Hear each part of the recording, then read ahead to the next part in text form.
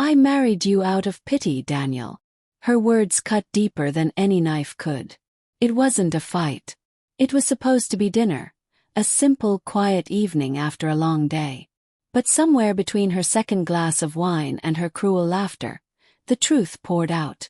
She leaned back in her chair, eyes cold, lips curled into a mocking smile. You think love was the reason. You have no ambition, no charm. You're just dull. Look at you, same old clothes, same boring job. I should have listened when everyone said you'd never make it. The room went still.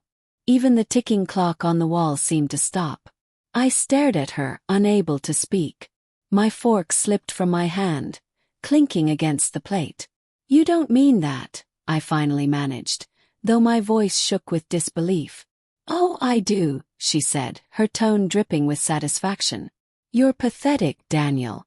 And honestly, sometimes I wonder why I settled. Maybe because you worship me. It was convenient. I felt something inside me shatter. But before I could respond, a voice came from the doorway.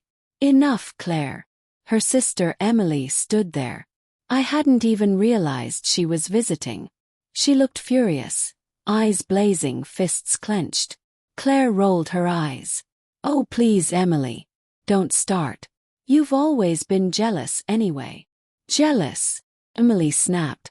You just insulted the man who's done everything for you. You think that's something to be proud of? I turned toward Emily, still dazed. She'd always been the quieter one, kind and soft-spoken. But right now she radiated fire. Claire laughed. Oh, don't act like you care. He's not your problem. Emily stepped closer, voice low but sharp. Maybe he should be. The silence that followed was suffocating. Claire's smirk faltered and I froze. Emily's words hung in the air like lightning before a storm. What did you just say? Claire demanded. Emily met her gaze without flinching. If you can't see his worth, maybe you don't deserve him. Maybe someone else could treat him better. Claire stood abruptly, knocking her chair over. You're insane. Maybe, Emily said softly. But I wouldn't throw away something real because I was too blind to see it. Claire stormed out, her heels striking the floor like gunshots. The door slammed behind her, leaving only the echo of her rage. I sat there in stunned silence, staring at my untouched plate. My heart was still pounding, torn between anger, humiliation, and confusion. Emily sighed, walking toward me. I'm sorry you had to hear that. She's cruel when she's bored. I managed a weak laugh, though it felt more like an exhale of pain. Yeah, I guess she is. She hesitated before sitting down across from me. Daniel, you don't deserve that. You've always been good to her, to everyone.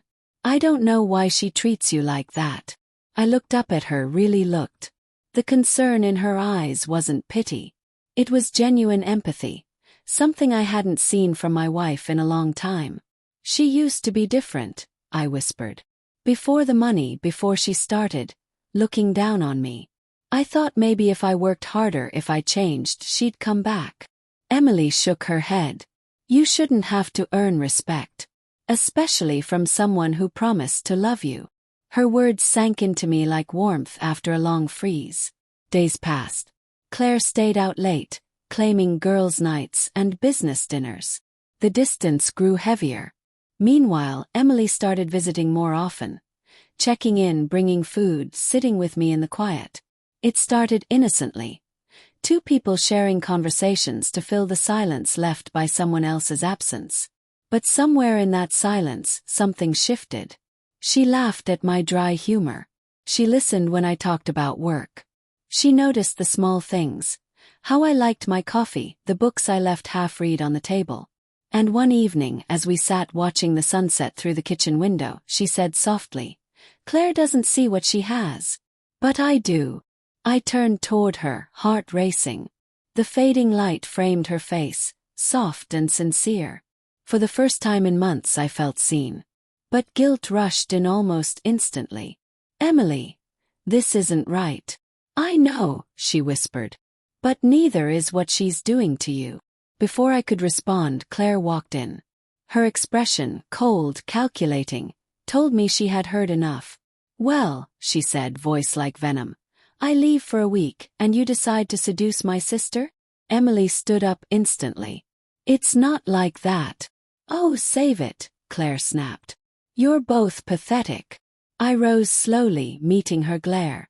You humiliated me in front of her. You called me worthless. And now you want to act like you care. Her eyes narrowed. Don't twist this. You're still my husband. Barely, I said, voice low.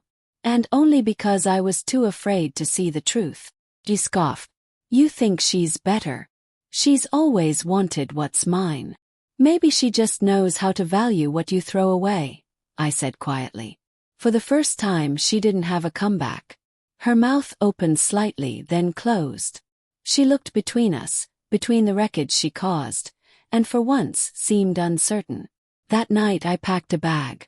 Emily helped me silently, without judgment. As I zipped the last suitcase, I turned to her. You shouldn't get involved in this. She smiled faintly. Maybe it's too late. I left the house I once called home, the memories still clinging to the walls like ghosts. Claire didn't try to stop me.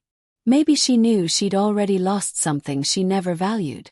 Weeks later, Emily and I crossed paths again, not as conspirators in Heartbreak, but as two people rebuilding themselves from the same storm. She never said, I told you so. She didn't have to. Her presence was enough, a reminder that kindness could bloom even from betrayal.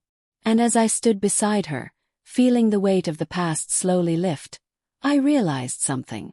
Sometimes the person who picks up your broken pieces isn't the one who shattered them.